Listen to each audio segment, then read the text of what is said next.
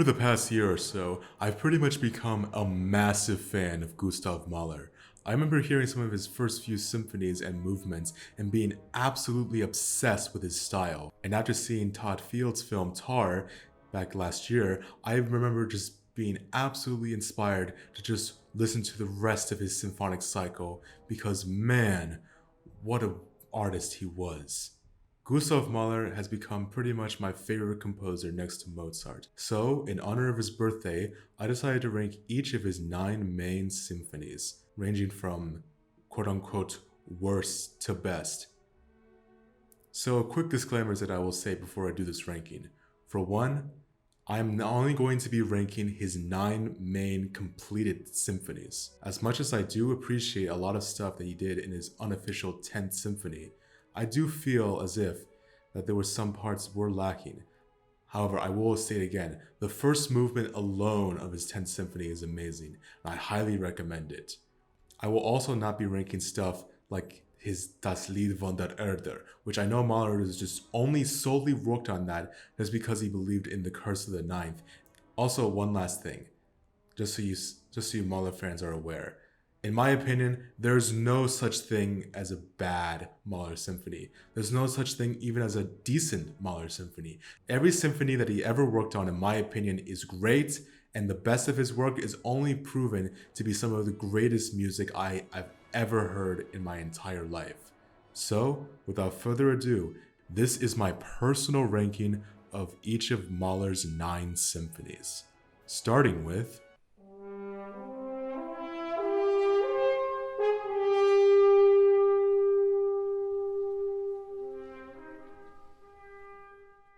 Yeah, even after a couple more re-listens of this symphony, I can still definitively say that this is my least favorite symphony out of Mahler.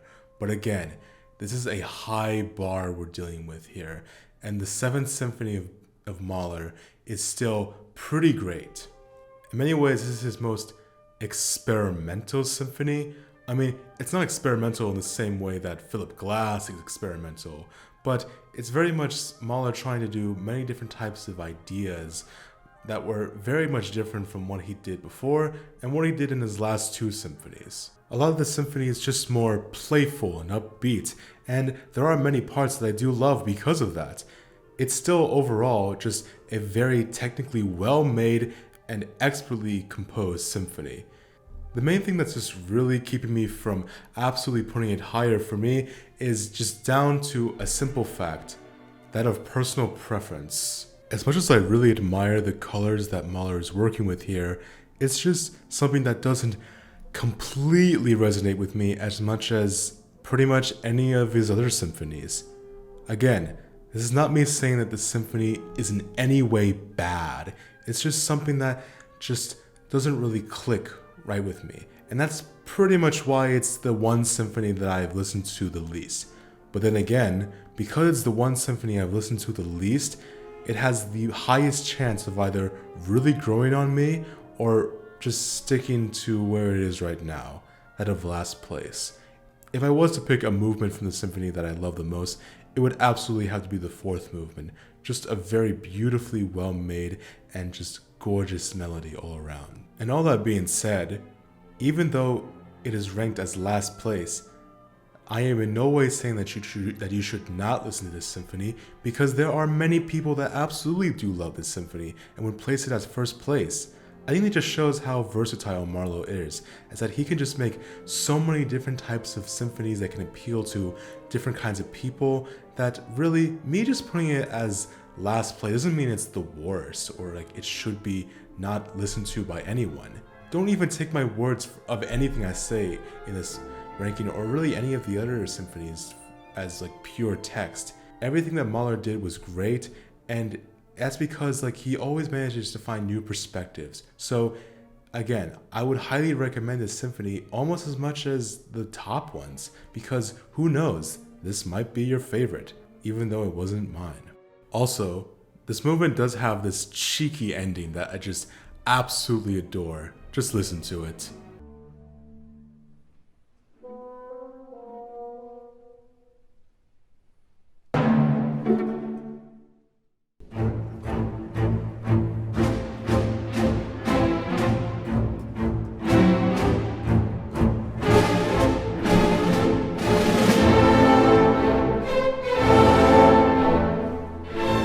the most engaging first few bars of any Mahler symphony. His tragic symphony, as he has titled it, is one of the most exhilarating pieces he has ever made. Just that opening segment where it just feels like this march of doom is one of my favorite movements of his entire catalog, and worthy enough to be considered great on its own. Something that I always appreciate about Mahler's work is just how tonally diverse it can feel a lot of the times. And this Sixth Symphony proves that in spades, going from drama to tension to these quiet moments that just feel so impactful just as the last. It is just one of the most diverse symphonies he has ever made. If I was to pick a favorite movement from this symphony, it would absolutely have to be the Scherzo.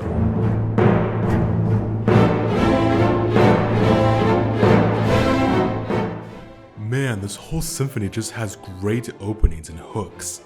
Like every single movement on here, like if there's a theme with it, I think it's that every single opening throughout every movement is just absolute gold. It just hooks you from the moment it starts to the moment it ends. Really, there's barely anything wrong with this symphony.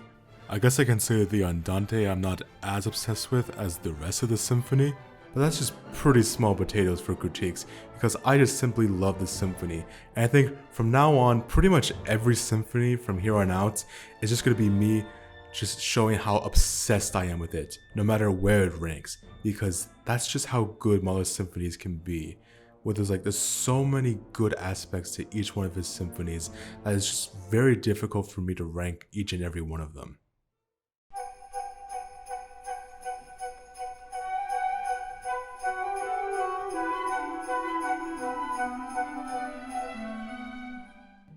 Now you see, this is a symphony that shows how my ranking has changed so much even in the last month. Believe it or not, this was a symphony that was almost ranked in the bottom of this list. And looking back on it, I literally have no idea why, because this symphony has only gotten better and better with each re-listen. It's simply Mahler's most whimsical, beautiful, but also just bittersweet sounding symphony. It's just a constant stream of sound that's always pleasant on the ears, but also has many different types of twists and turns along the way. It rarely ever feels like it just sticks to one type of emotion.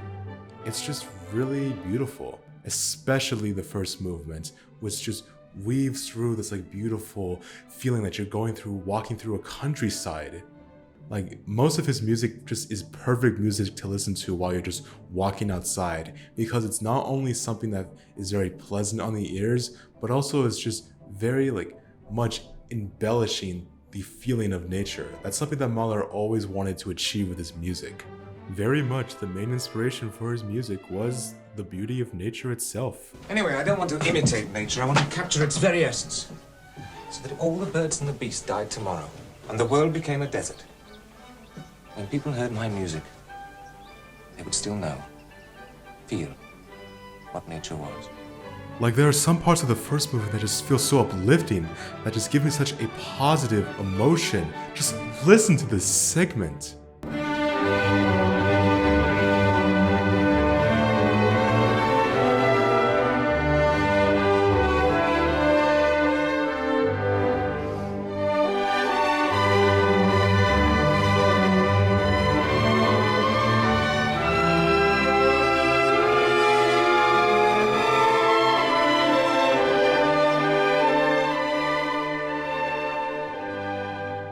You see, that to me right there is breathtaking music, and I could just say the same for that as just this whole symphony alone.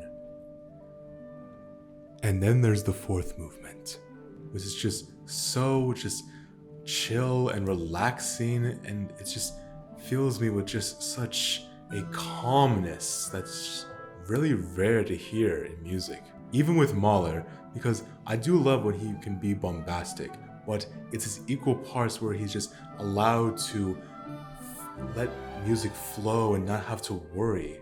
And that solo is just beautiful. Out of all the symphonies, this was probably the hardest for me to pick a favorite movement. But I decided to lean on the third one, simply because of how much it just fills me with that bittersweet feeling that is so powerful to me. Mahler once said of his symphonies that they must be like the world, where they contain everything. And I feel like that is very much shown in how much he just allows for any kind of emotion to leap off the sounds of the instruments and the orchestra and his ideas and philosophies that he just puts into every one of his symphonies. And that's why I think it's so powerful, especially ones that try to be as dramatically poignant as this. They just remind me of many parts of my life that have been very emotionally effective to me, whether they're good or bad. And very rarely do I see music that tries to fully grapple with the human spirit, the human condition, just these emotions that are so powerful. And that is something that this fourth movement does especially well. It is by far the symphony that I have grown on the most, and it is by far the symphony that I can just put on in any day of the week and just feel so enraptured by it, no matter what mood I'm in.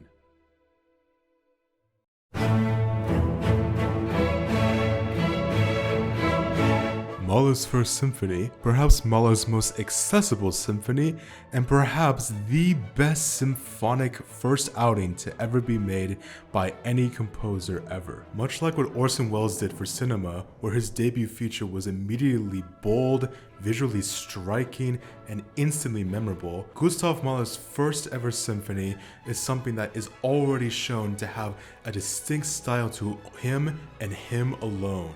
Already, Mahler shows his depth, his use of having varying emotions, and already having a strong sense of melody.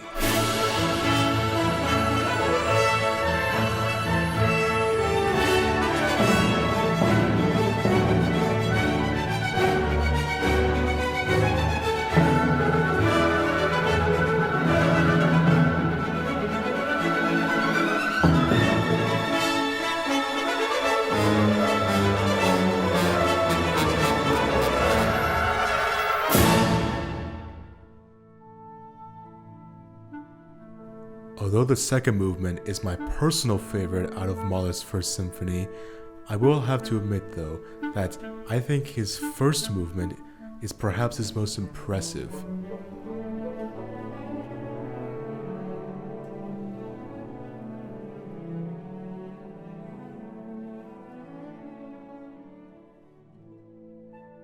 It's like seeing like the first episode of a series where it's like the introduction to a world, the introduction to Mahler's world and his style that is just instantly there, especially as we get to the prime melody of this movement, where you instantly feel like you're in a different place, a peaceful place, a place that just feels like there's just so much joy and happiness that can be found here.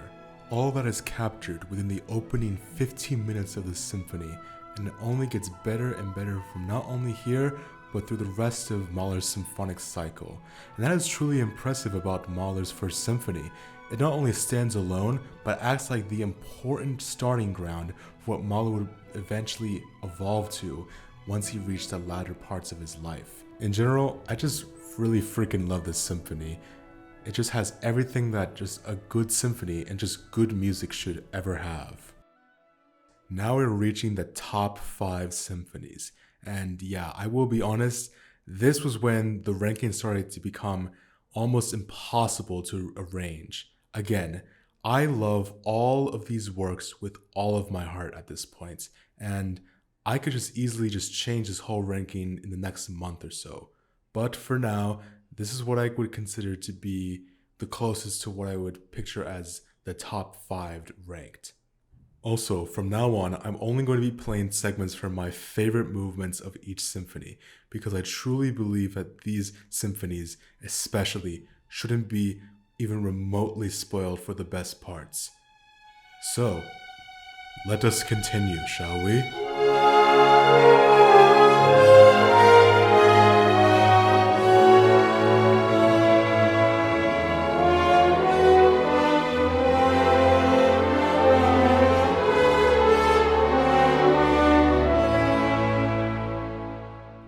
Now that is drama encapsulated by music at its finest. Gustav Mahler's ninth and final completed symphony is the finale to his entire body of work and deserves to be seen as one of the greatest symphonies of all time. However, I do kind of say that it's a little bit, just like a tiny bit overrated. And this is me only saying that the reason why it is not really much higher on the list is because it's just something that I just slightly find like a little bit lesser. Again, not saying much, only because of the high bars that I feel have been set by other symphonies. But this symphony on its own is just a beautiful, beautiful look into death. If there was a title that Mahler should have used, it would absolutely be the Symphony of Death. This was during a time at the end of Mahler's life where he was fearing that he might eventually be just like every other composer before him, not being able to complete more than he could have. And this symphony is pretty much him saying goodbye to all symphonies entirely. The last movement, especially, is just draining, emotionally draining, with a few moments that are trying so desperately to be powerful, but yet it don't last that long. It really does, just like how life can just be gone in an instant. It is pretty much the anti-Beethoven's Ninth, whereas Beethoven reached the climax, he reached the peak of his symphonic repertoire. Mahler ends on a whimper. It just slowly but surely just dissolves into nothing. And it is absolutely beautiful. By far, the last movement of the Ninth Symphony is one of my all-time favorite movements and one of my favorite pieces of Mahler music that has ever been written. It is just a gorgeous symphony all around. The only thing that's wrong with it is that there are just 4 other symphonies that are above it that I just love just a little bit more. Because if they didn't exist, this would be Mahler's crowning achievement.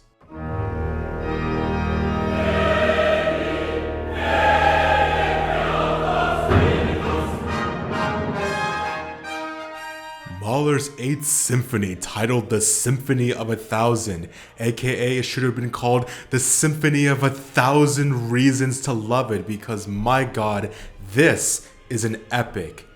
It feels like the absolute culmination of not just everything that Mahler was writing with symphonies, but just classical music in general. A tribute to the past 400 or so years of music, all the way from Baroque to classical to early Romantic, all the way up to his era of the late Romantic.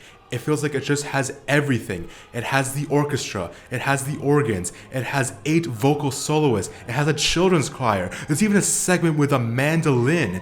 It feels like everything in the history of Western European music combined into one gigantic festival feast that is just an absolute joy to listen to. Even if Mahler titled his 4th Symphony Ode to Heavenly Joy, this is Mahler answers to Beethoven's last movement in every possible way. But instead of it being in 20 minutes, it goes on for an hour and a half. It is simply breathtaking music. Now, this might be the most controversial spot on the list, mainly because out of all of Mahler's symphonies, this is definitely the one I see the most negative response to. Not that it's like people are calling it a bad symphony. I think many people just find that they think that the style of the symphony and just the length and what Mahler was trying to achieve with having literal like 1,000 musicians all at once playing at the same time, they say that the symphony is either like too bloated or it's messy or they just don't connect with it. I hear a lot of people say that the finale is too long. And this is something I'm definitely going to just absolutely disagree with in every way, because especially with the finale, that's one of my issues with many recordings of the finale of the 8th. They think like they just need to speed it up. For me, I love when Mahler indulges at the very end, when it just allows to just build up to the final climax in every way, and it's just so beautiful. And I do not want to spoil why. I highly recommend you listen to this symphony. It is just one of my favorites and is absolutely the one that I feel like is Mahler's apex mountain in terms of spectacle and just pure ambition that he was able to achieve with it.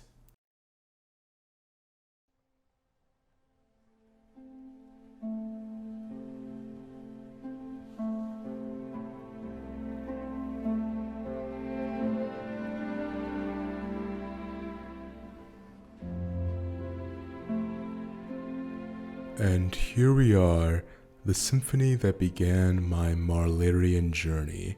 I remember the very first time I heard this symphony, it automatically became one of my all-time favorite symphonies. And to this day, it still does. And I really thought for a long time that this would be my favorite. The opening intro that you heard at the beginning of the video was from the fifth. At this point, as we reach the top three, it's pretty much impossible for me to pick a favorite movement, especially from this symphony, because pretty much all of them managed to be so perfectly crafted. But I gave in and decided to choose the Adagietto, which is by far probably, and I'm going to say this, as much as I love all of these, this might just be my favorite movement of any of his symphonies. Like it's a pretty good tie between this and two other ones, but if there was like a good contender for like the best movements, like the best piece of music, like a solo 10 minutes of Mahler, it would definitely be this that you're hearing right now. It is just absolutely gorgeous in every way. This beautiful melancholy that is so indescribable, and I love it so much. I dare not spoil this symphony. All I can say is that you just really need to listen to it.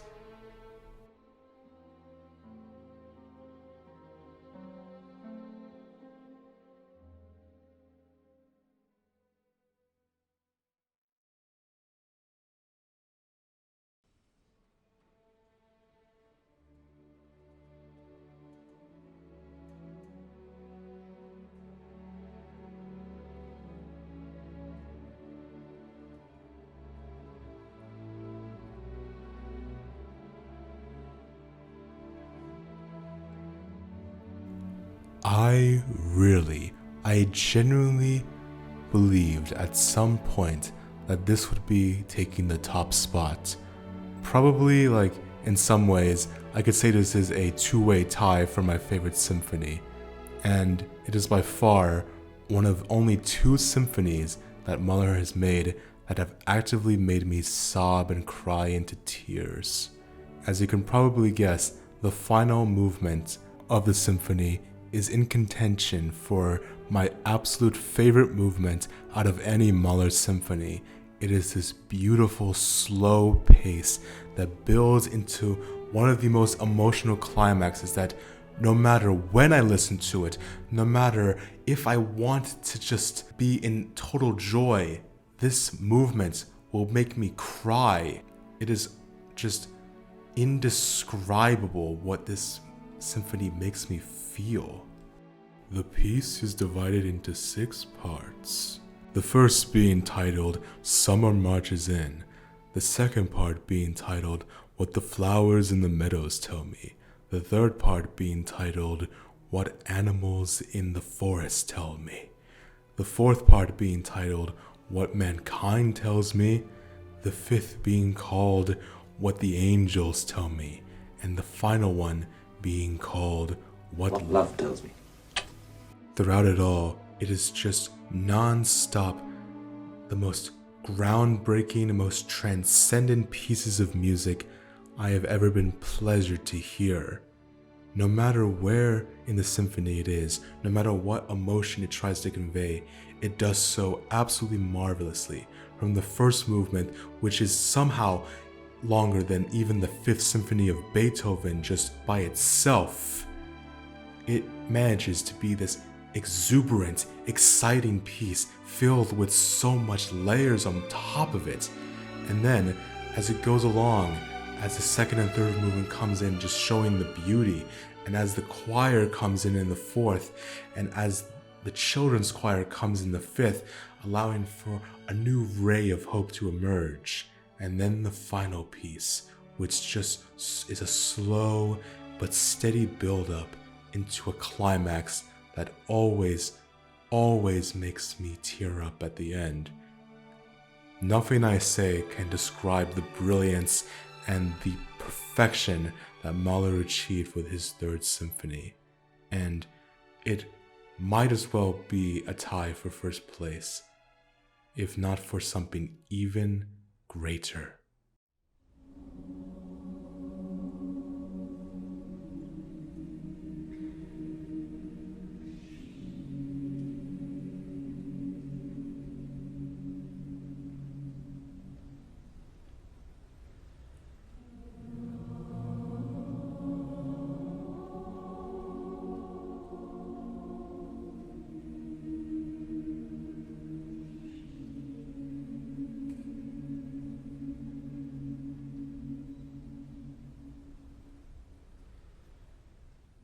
You know, I am still trying to make an attempt to describe the quality of the symphony. I mean, all I can say right now is that, like, one of the best symphonies of all time. Like, and it should be seen as the pinnacle of music alongside Beethoven's Final Symphony, because it really is just that masterful, emotional, powerful, and again, as I said with the Third Symphony, pure transcendent. It's something that I really just can't make an attempt to describe to the best of my ability. The only possible way I feel like I can to convince of my argument is just to let you listen to it. And that's what I feel like doing. Please, more than any symphony on this list, I implore you to listen to it, because it is something that I guarantee you will not forget. And I really hope you simply just love it and experience it in the best way you possibly can.